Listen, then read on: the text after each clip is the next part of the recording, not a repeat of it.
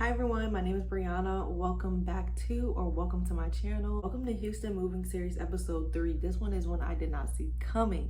Okay, I made a TikTok and I got dragged. I got dragged on TikTok for sharing how I was moving to Houston unemployed and I expected to find a job within a month. The internet dragged me. 2 days later, I made a video showing how I actually was able to secure a job offer in 2 days. I've actually been notorious for being able to secure job offers. And so a lot of people ask for my help. There are gonna be 3 phases. The first one's gonna be the application phase. If you are not correctly applying to jobs, then no one out there is even seeing your resume and you never had a chance to begin with. The second phase is interviewing. If you can get callbacks, you can get interviews, but you can't get an offer, there's something that you're doing wrong at the interview or just not doing at all. Last but not least, the third one is networking and utilizing your resources when things do actually become a crisis for you, because the job market is poor right now. There is a chance that your resume looks good, you're applying correctly, and you're interviewing nicely, but you're still not securing the job. That's when you use your state and government resources that you may not even know are available to you. I'm gonna make sure we get into all that, okay? Phase number 1, how are you applying? If you are just applying on Indeed, Easy Apply, and waiting for companies to reach back out to you, you've probably been unsuccessful. Number 1 is utilizing multiple job posting boards, not just Indeed, and the biggest one is the company's website. Apply on Indeed and apply on the company website. Also, whatever you're using, there are things like Snagajob, Glassdoor, LinkedIn, whatever you're using, make sure that you are filtering it to job postings that have been posted no later than a week. Like at this point, if it's been posted for a week, chances are your application is not getting viewed. Next is your resume. Technology has taken over a lot of things. Most of these people, these jobs, are using AI, and if it doesn't give you the thumbs up or the green flag and it's giving you the red flag and flagging you, it's just tossing it out and nobody real is ever even seeing your resume, unfortunately. So you can literally ask ChatGPT to tailor your resume to a specific job posting, and if you don't feel comfortable with doing that, you can do it yourself. Whatever job you are applying to, they tell you in the job listings what are the qualification and skills they're looking for the candidates to have, what are the job duties. If you're applying for a customer service role and you've worked as a customer service agent, representative, you're gonna go to that job posting, whatever job skills they have you doing from day to day, put those same bullet points into your resume that you've done every day. If you don't wanna do it word for word, bar for bar, copy and paste, keep the keywords, reword it, put it in like a different order, or just add a little bit to it, make it specific to the job that you actually worked. Also, make sure that your resume is concise. It shouldn't look like a huge book. More words don't mean smarter and fancier. You need to keep it straight, clear to the point so that the person reading it sees like, boop, boop, boop, yep, you're qualified, let me add you onto the list to call you in for an interview. Another thing you can do to your resume that I've done that made me stand out is I actually add a picture of myself on there. That automatically makes you more rememberable, and we draw connections as humans when we can put a name to a face. We see people, they will automatically draw some sort of connection and remember you, and it will make your resume stand out. So I do highly recommend that.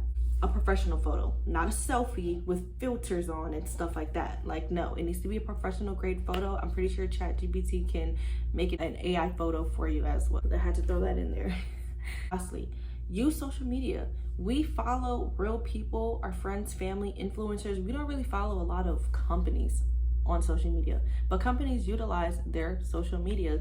They will post job posting, Facebook, Instagram, and you have less of a competition and it's more easier to get noticed, and you probably have a direct contact to either the social media manager or the hiring manager. I swear, multiple times on Facebook, I've seen hiring managers post their email and literally say like, post, just send your resume to this email. They don't even look at the online job postings that they have out there.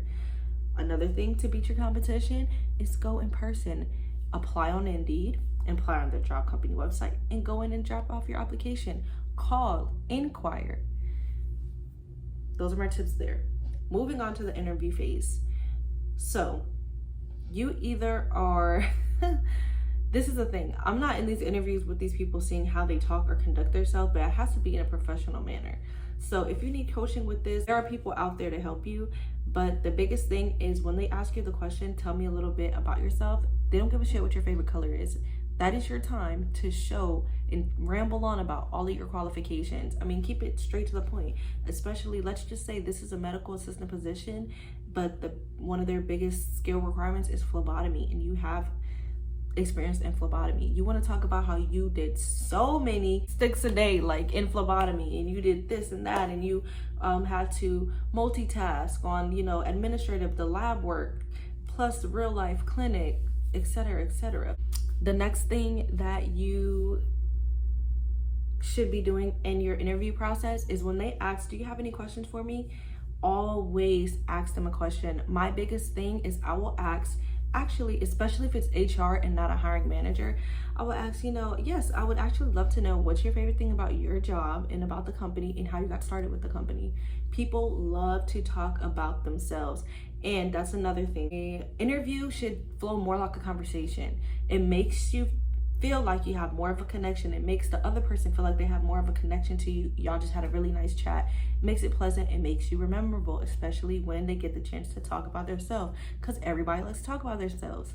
And if it is a hiring manager who they will be working with you day to day, and they know what a regular day looks like in this position, you can ask them that question. You can ask them, what are the biggest qualities that you're hoping this candidate for this position will possess?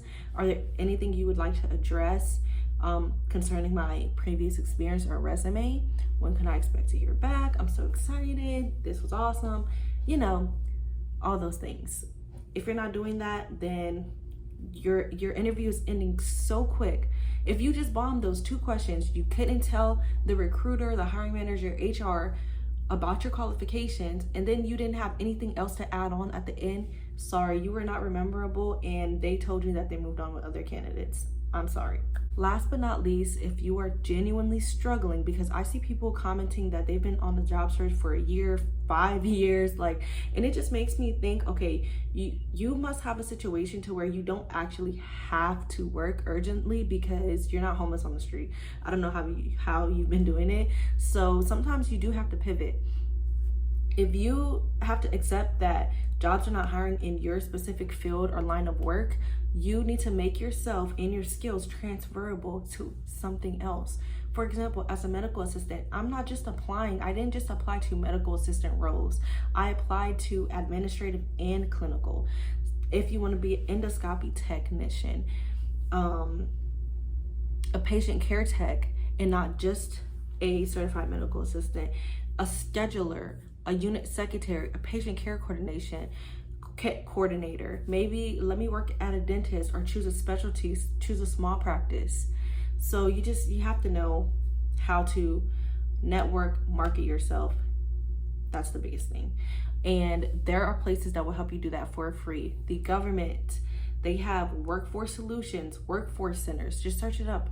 These are government assistant programs that they will give you connects to recruiters, to job fairs, to certifications. If you don't have education, they can give you money, resources. If you tell them the struggles that you're going through being unemployed, they can give you gas money. They can give you, if you don't have professional attire to wear or a work uniform, they can help pay for your work uniform whenever you do land a position. They can help pay utilities if you're struggling behind on your bills because you've been looking for a job. There are so many resources out there, so search that up right now near you and get connected with somebody. Also, they have libraries, colleges also have career centers, places that you don't have to be enrolled to their college. You don't have to go to the library, but you go there, you utilize their resources that they have for jobs and careers and employment. They have employment resources at libraries, colleges, and whole centers, job staffing agencies. I made a specific TikTok for this. It is a building full of recruiters that their job is to find you a job. Don't just apply at one job staffing agency, apply to all of them in your area. Call back, inquire. They have connects, but they also have the new jobs that they get and the new clients that they work with, they post it online. So if you have somebody, a recruiter that you work with, text them, hey, I saw this job position open up. Can you give me an interview with them? Like, can you consider me for this? Hey, like, how's it going? I wanted you to know, I'm still out there looking. Act like you care. Hopefully, I will be able to post specific job openings, specific job staffing agencies, specific funded programs to help you guys with. Until then, comment down the state that you're from, comment down the line of work that you're in. If you have any specific questions, you want me to elaborate on some of the things I said, I will be happy to make a follow-up video. Happy to help you. Reach out to me here on TikTok. Subscribe, follow me. I'll put my TikTok that went viral about this topic in the description box. But other than that, thank you guys so much for listening if you made it this far, and I'll see you in the next one.